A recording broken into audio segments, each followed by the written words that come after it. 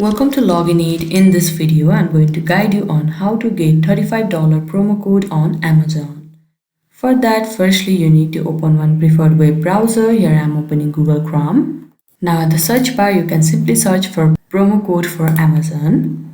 Now there are a lot of websites that provide different coupon codes like Coupon Chef, Groupon, Coupon Follow, and many more. Now for this video, we will go for Coupon Follow.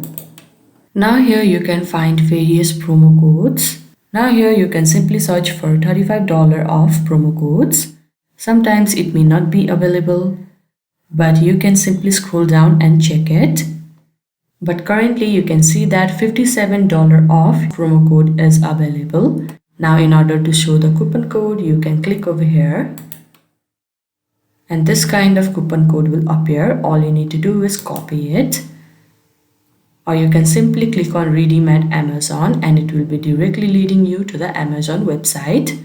Now all you need to do is paste this promo code while you are ordering from your Amazon and you will be getting $57 off for your order with Amazon coupon. And this is how you can get promo codes on Amazon. I hope you found this video helpful. Don't forget to like this video and subscribe our channel Login Aid. Thank you.